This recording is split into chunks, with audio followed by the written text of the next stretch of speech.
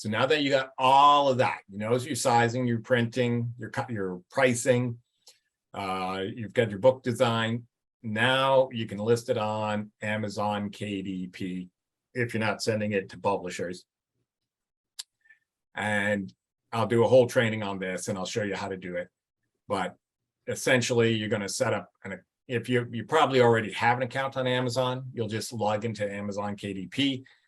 With that, you're going to set up a KDP account. You have to put in all your bank information, and then you're going to create a new book, and you'll do a print book and an ebook. And if you want, you can do a hardcover book as well. Probably not, but you'll create a listing for your print and your ebook.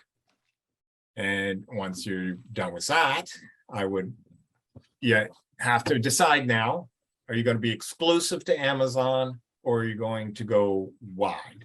And there's benefits to both. And some people will tell you you're better to be exclusive and others will tell you it's better to go wide.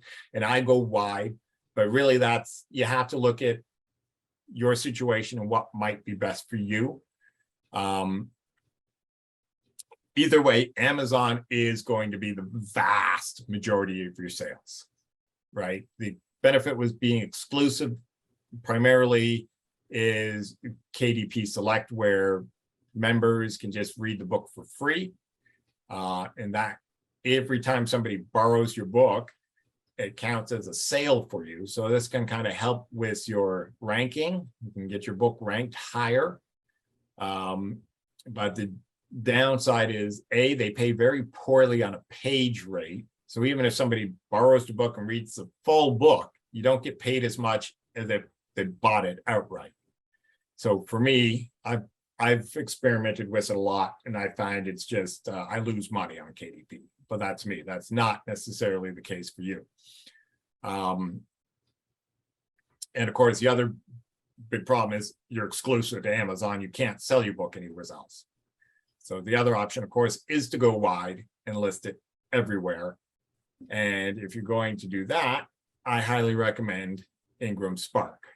The other major place to check out is Draft2Digital. I'm not sure how they handle print because I haven't used them personally, but I know a lot of people love Draft2Digital, and that they are the major competitor to Ingram Spark. But I recommend Ingram Spark for two reasons. One, they do a really good quality print book.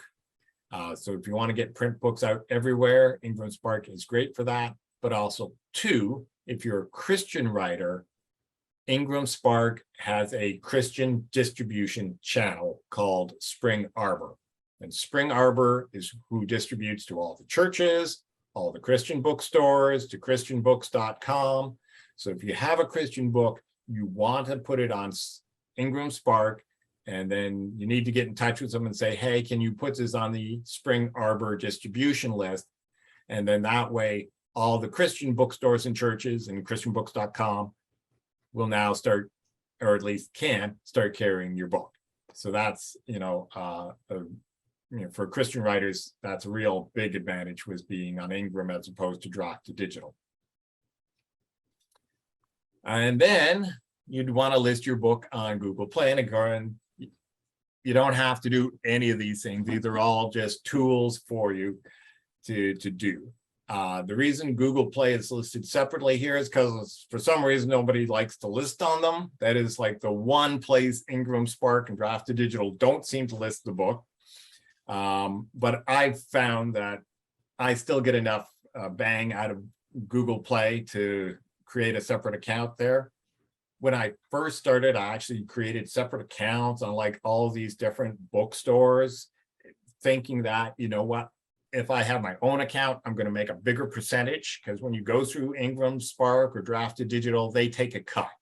So for example, if somebody buys your book on Barnes & Noble in the UK, or Chapters Indigo in Canada, or Gardner's in the UK, right? They're taking a cut out of your book, usually 30%, and then Ingram Spark or Draft2Digital is taking yet another cut out of your book before you get paid. So my thinking was, well, if I just list with all these guys individually, I'm going to get a bigger cut. Yes, but it's not worth it. It's just not worth it because they just don't sell enough books that it's worth your bother having all these different accounts. It's much simpler for you to just have the one listing with Ingram Spark. Always list with Amazon directly, though. Even though Ingram Spark or Drafted Digital will certainly list your book on Amazon if you haven't already, do it yourself because that's where vast majority of your books are going to come, and you want to maximize your profits from Amazon. Don't give them a share of that because you don't need to. But yeah, Google Play gets left out. I make $30 to $100 a month from Google compared to the thousands I'm getting from Amazon. It's small potatoes, but Google Play does reach international audiences that Amazon does not.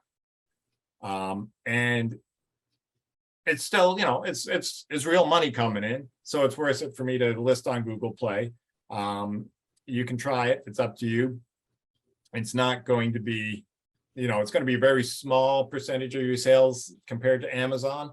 But on the other hand, if your book might appeal, and who knows, in a foreign market, even more, it could, Google Play could really be your white knight in that situation.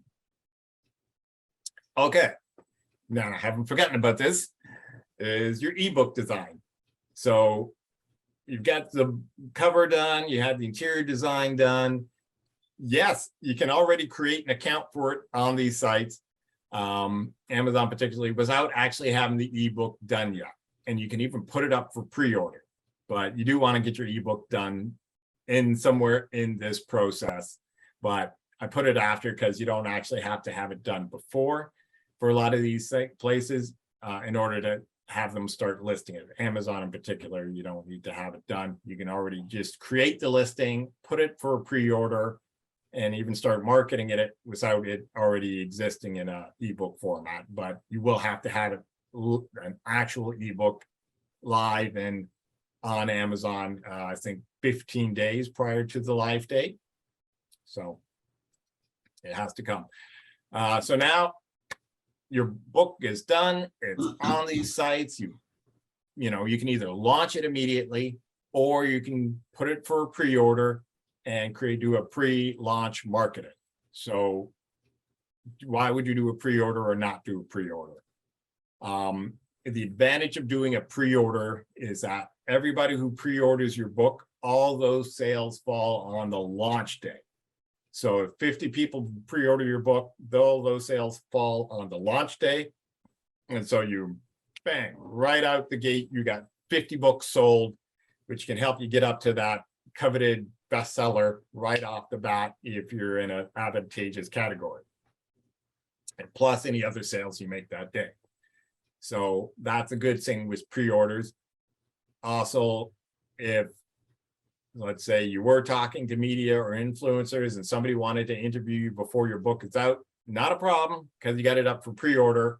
Even though it's not 100% done now, they can already pre-order the book. So that's good for those situations as well. Not everybody loves pre-orders though. And the disadvantage with the pre-order is it's a little harder to market. I mean, it's hard enough to market your book now, when it's available right now. If you're marketing your book and it's not even available yet, it's a little bit harder to even make that sale. And if you spend all your time or money in the pre-time, it's no longer fresh or exciting once it actually launches, right? So you might want to save all of that for when the book is actually available, but that's a decision that you'll have to make. Before the book comes out, though, you can certainly be doing some kind of marketing, and this is typically kind of teasing that what's coming out, getting people excited about it, getting people talking about it, sharing your mission and what you're hoping to do, with this book, and sharing tidbits out of the book, right? Because it's all really about relationship building, and I'll talk about that in a bit. But you can be planting the seeds and getting people excited, but don't tell them too much, right? Because you want to save for the launch the really juicy stuff to get people excited, but you want to kind of build curiosity and whet their appetites. And now you launch. Now that you're in the launch stage of your book, it is live on Amazon. It's live everywhere. People can go buy your book. Great moment, very exciting. And there's a lot of things you can do around having a launch party. You can do a physical launch party at a local bookstore. You can do an online launch party if you've got following. You can do what's like a virtual book tour. This used to be really popular strategy. It's not that popular now.